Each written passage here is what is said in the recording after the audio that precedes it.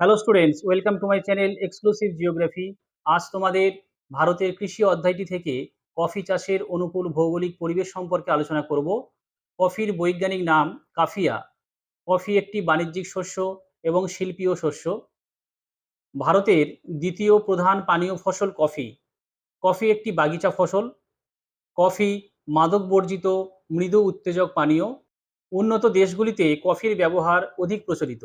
Coffee সাধারণত 4 প্রকারের হয়ে থাকে। আফ্রিকার ইথিওপিয়ার কাফা অঞ্চলে প্রথম এই গাছের সন্ধান পাওয়া যায়, তাই এই গাছের নাম কফি। বাবা বুদান নামক এক জনৈক সাধু সৌদি আরব থেকে কফির বীজ এনে ভারতে কফির চাষ শুরু করেছিলেন। কফি প্রধানত 4 প্রকার। আরবীয় কফি বা মোচা কফি, এটি সবচেয়ে উৎকৃষ্ট মানের কফি, মূলত ব্রাজিলে চাষ করা হয়। রোবাস্টা কফি অপেক্ষাকৃত নিম্নমানের, ভারতের অধিকাংশ কফি এই শ্রেণীর। ভারতে প্রায় 70% এই রোবাস্টা জাতীয় কফি চাষ হয়।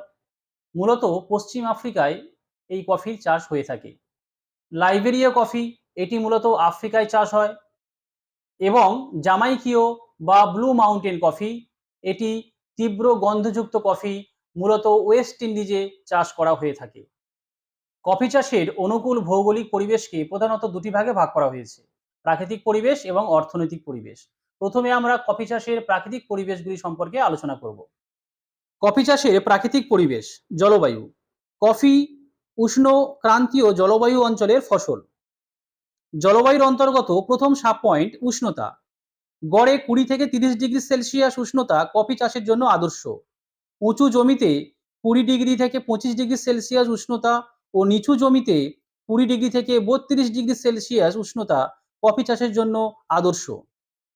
দ্বিতীয় সাব পয়েন্ট বৃষ্টিপাত। বার্ষিক 100 থেকে 200 সেমি বা তার বেশি বৃষ্টিপাতযুক্ত অঞ্চলে উন্নত মানের কফি চাষ করা হয়ে থাকে। তৃতীয় পয়েন্ট আর্দ্রতা ও সূর্যকিরণ। বাতাসে আর্দ্রতা বেশি থাকলে কফি গাছ দ্রুত বৃদ্ধি পায়। উষ্ণ ও আর্দ্র ঋতু কফি গাছ বৃদ্ধির সহায়ক। শুষ্ক শীতল ঋতুতে কফি ফল পরিপক্ক হয়। ফল পাকার সময় প্রচুর সূর্যকিরণের দরকার হয়। চতুর্থ সাব পয়েন্ট ছায়াদানকারী বৃক্ষ। সরাসরি সূর্যালোক কফি গাছের পক্ষে ক্ষতিকর, তাই ছায়াদানকারী হিসেবে বাগিচাগুলিতে অন্যান্য বড় বড় গাছ লাগানো হয়। প্রাকৃতিক পরিবেশের অন্তর্গত দ্বিতীয় পয়েন্ট মৃত্তিকা। ভারতের লাল দোআঁশ মাটি ও লাভাসৃষ্ট উর্বর মাটিতে কফি চাষ করা হয়ে থাকে। মৃদু অম্লধর্মী পটাশ ও হিউমাস সমৃদ্ধ মৃত্তিকা কফি চাষের পক্ষে অত্যন্ত উপযোগী। তৃতীয় পয়েন্ট ভূমির প্রকৃতি। পাহাড়ি ঢালু জমি কফি চাষের জন্য উপযোগী। সাধারণত 500 থেকে 1000 মিটার উচ্চতায় কফি গাছ ভালো জন্মায়। তাহলে কফি চাষের অনুকূল প্রাকৃতিক পরিবেশের মধ্যে আমরা পেলাম জলবায়ু, যার অন্তর্গত 4টি সাব পয়েন্ট: উষ্ণতা, বৃষ্টিপাত, আর্দ্রতা ও সূর্যকিরণ এবং ছায়াদানকারী বৃক্ষ, এছাড়া মৃত্তিকা এবং ভূমির প্রকৃতি। এবারে আমরা কফি চাষের অনুকূল অর্থনৈতিক পরিবেশ সম্পর্কে আলোচনা করব। কফি চাষের অর্থনৈতিক পরিবেশ। প্রথম পয়েন্ট শ্রমিক। বাগিচা রক্ষণাবেক্ষণ, গাছের পরিচর্যা করা, ফল সংগ্রহ করা, ফলকে শুকানো, বীজ চূর্ণ করা প্রভৃতি কাজে প্রচুর পরিমাণে দক্ষ এবং পরিশ্রমী শ্রমিকের প্রয়োজন হয়।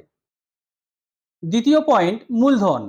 কফি চাষের প্রাথমিক অবস্থায় কফি উৎপাদন হয় না, অথচ বাগান পরিচর্যা, শ্রমিকদের মজুরি প্রভৃতির জন্য প্রচুর মূলধনের প্রয়োজন হয়। তৃতীয় পয়েন্ট পরিবহন। কফি একটি বাণিজ্যিক ফসল, তাই কফি রপ্তানির জন্য সুলভ ও দ্রুত পরিবহনের মাধ্যম থাকা একান্তই প্রয়োজন। তাহলে কফি চাষের অনুকূল অর্থনৈতিক পরিবেশের মধ্যে আমরা পেলাম শ্রমিক, মূলধন এবং পরিবহন। এবারে আমরা কফি সংক্রান্ত কিছু গুরুত্বপূর্ণ তথ্য জেনে নেব। ভারতে উৎপন্ন কফি রোবাস্টা জাতীয়। ভারতে কফি উৎপাদনে প্রথম স্থান অধিকার করেছে কর্ণাটক রাজ্য। ভারতের বৃহত্তম কফি উৎপাদক জেলা হল কর্ণাটকের কোদাগু জেলা।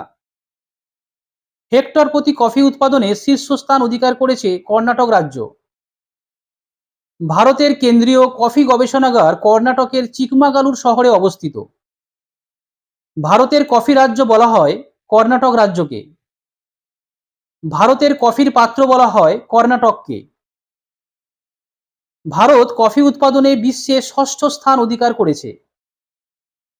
ভারত সর্বাধিক কফি রপ্তানি করে ইতালিতে। তাহলে আজকের আমরা দেখলাম যে কফি চাষের অনুকূল ভৌগোলিক পরিবেশ, যেখানে আমরা প্রাকৃতিক পরিবেশ এবং অর্থনৈতিক পরিবেশ সম্পর্কে জেনেছি এবং কফি সংক্রান্ত কিছু গুরুত্বপূর্ণ তথ্যও জানা হলো। পরবর্তী ভিডিওতে আমি পরবর্তী ফসল নিয়ে আলোচনা করব।